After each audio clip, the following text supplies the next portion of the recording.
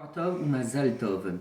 Shabbat dernier, nous avons eu l'occasion de lire une très belle prière, la prière de la Birkat HaChodesh. Je souhaite prononcer quelques mots de cette prière devant vous. C'est un Siman Tov, une très belle prière qu'il faut entendre et qu'il faut prononcer. Nous disons dans cette prière qui annonce le Rosh Chodesh, qui annonce le mois à venir, et en l'occurrence c'est le mois de Nissan. Yehi Ratzon milifne Elohe Hashamaim, que ce soit ta volonté à Kadosh Baruch Hu, toi qui es le Dieu du ciel et de la terre. L'Irachem al Peritatenu, de nous prendre en pitié. Velaratzor hamagefa, de mettre un terme et de faire cesser l'épidémie. Vehamashrit, de mettre un terme et de faire cesser tous les agents destructeurs.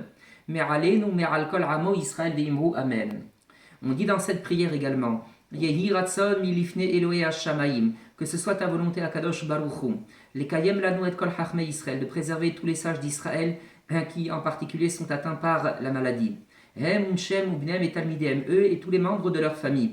Yehi Ratson, nous disons également dans cette prière, Milifne Elohe Hashamaim, que ce soit ta volonté à Kadosh Baruch Hu, Shenishmar, que l'on entende, Venit Baser, Besorot, Tovot, de bonnes et d'excellentes nouvelles, Besorot, Yeshurot, Venehamot, des nouvelles de délivrance, des nouvelles d'apaisement, mais Arba, Kanfot, Haaretz, des quatre coins de la terre, Veimru, Amen.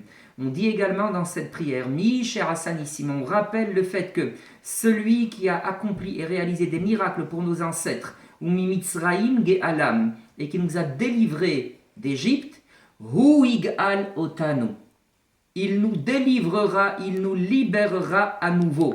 Et on termine cette prière en s'exprimant de la sorte, Besim Mantov, que sous les meilleurs auspices et de la meilleure façon possible, et là nous Rosh Chodesh Nissan, que nous ayons un début du mois de Nissan qui se fasse dans les meilleures conditions. Et l'on demande à Kadosh Baruch Hu de faire en sorte que ce mois soit un mois qui soit placé sous le signe les Tova Velibracha, du bonheur et de la bénédiction. Les Sasson ou Simcha, de la joie et de l'allégresse, l'Ishua ou Nechama, de la délivrance et de l'apaisement. Pour de bonnes nouvelles, Velirfua Shelema, une guérison complète de tous les malades, Velig Ula Kerova, et d'une délivrance prochaine. Amen. Voilà donc cette très belle prière de Birkat HaKodesh que je tenais absolument à vous rapporter. Et j'enchaîne immédiatement avec une petite parole de Torah. Nos Chachamim nous recommandent, et il faut l'entendre dans les différentes Gemarot, de respecter les directives et l'ensemble des règles de sécurité sanitaire. Nous avons en particulier dans le traité Baba Kama, au Daf Samer, au folio 60, nous avons un enseignement que la Gemara nous rapporte. Tanou Rabanan, nos Chachamim nous ont enseigné dans une baraïta. Dever Ba'ir si halila vechas, une épidémie sévit en ville, kanes raglecha, fais en sorte de rester chez toi, fais en sorte de rentrer chez toi. Ainsi qu'il est écrit dans le livre de Shemot, à propos de la sortie d'Égypte, Ve'atem lo tetseu ishmi petach betorat boker. Quant à vous, les béné Israël, le soir où la Makat Bechorot, où devait sévir la plaie de la mort des premiers-nés en Égypte, Akadosh Baruch Hu a dit, ne sortez pas, que chacun ne sorte pas du seuil de sa maison jusqu'au petit matin. Il y a par ailleurs, dit la Gemara, un verset dans le livre de Yesharia, dans lequel il est dit, Lech amibo bahadarecha, va donc mon peuple, entre dans tes appartements, usgor delatecha baradcha, et littéralement referme la porte derrière toi. Ça c'est ce que les Chachamim disent dans la Gemara de Baba Kama. Dans le traité Taranit au Daf Kaf, à Moudbet, les Chachamim nous enseignent. Amar Rabbi Yanaï. Rabbi Yanaï nous a dit, Li'olam al ya'amod adam bimkom sakana, que l'on ne se tienne pas dans un lieu dans lequel il y a un danger ou une situation périlleuse. Veyomar, en arguant le fait, c'est-à-dire en exprimant le fait que Rossinli naisse, que du ciel on fera un miracle pour moi, Shema en Rossinlo naisse, parce que peut-être que du ciel on ne fera pas de miracle pour lui. On voit que les Chachamim nous recommandent la plus grande prudence et le respect le plus strict et le plus rigoureux des consignes de sécurité sanitaire que l'on peut recevoir. Ça, c'est un premier point. Dans un deuxième temps, il est très important d'entendre cette très belle Mishnah du traité Rosh Hashanah, dans laquelle les Chachamim nous rapportent des enseignements très édifiants et très importants. On nous dit dans la paracha de Béchalach, tout à la fin de la paracha de Béchalach, que Moshe Rabbeinu Et Yehoshua et les Béné Israël ont dû combattre le peuple de Amalek. Et la Torah s'exprime en disant Vehaya ka'asher yarim Moshe yado. Lorsque Moshe Rabbeinu levait les mains vers le ciel, alors Vegavar Israël, le peuple d'Israël, remportait la victoire contre Amalek. L'Agmara, excusez-moi, la Mishnah s'étonne en disant Vechiyadav shel Moshe rosot milchama. Est-ce que c'était les mains de Moshe Rabbeinu qui littéralement menaient le combat? L'Agmara, la Mishnah répond et là l'Omar Lecha, ce que l'on veut te dire en fait, c'est que Kolzman shehayu Israël mistakelim klape marla.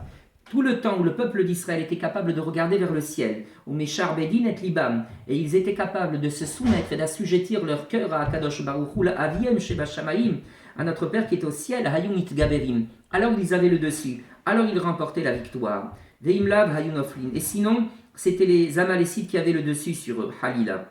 La Mishnah continue et nous dit Kayotse Badavar. De façon similaire également, il y a un passage dans la paracha de Chukat, dans lequel il est dit, tout à la fin de la 40e année du désert, que les Béné Israël se sont lamentés, ils se sont plaints, ils se sont mis à gémir auprès de Moshe Rabbeinu et auprès d'Akadosh Baruch Hu, de façon injustifiée. Ils se sont plaints en particulier de la manne, de la nourriture qui leur était donnée. Alors Akadosh Baruch Hu a envoyé contre eux des serpents venimeux, des serpents brûlants qui se sont mis à sévir auprès des Béné Israël, à attaquer les Béné Israël.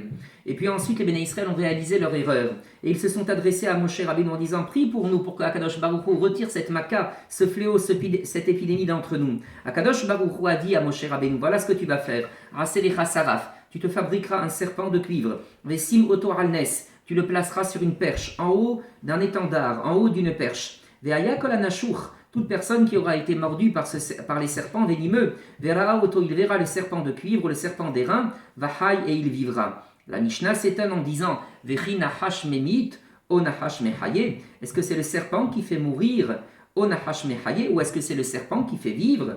Et là, ce que l'on veut te dire au travers de ce passage de la Torah, c'est que Bisman chez Israël mistaklin klape marla, lorsque le peuple d'Israël est capable d'avoir le regard dressé vers le ciel, dirigé vers le ciel, ou Meshar Bedin et Libam la Avien Sheba Shamaim, et s'ils sont capables d'assujettir, de soumettre leur cœur à Kadosh Baruch Hu, notre Père qui est au ciel, Hayum Mitrapeim, alors les Béné Israël étaient capables de guérir.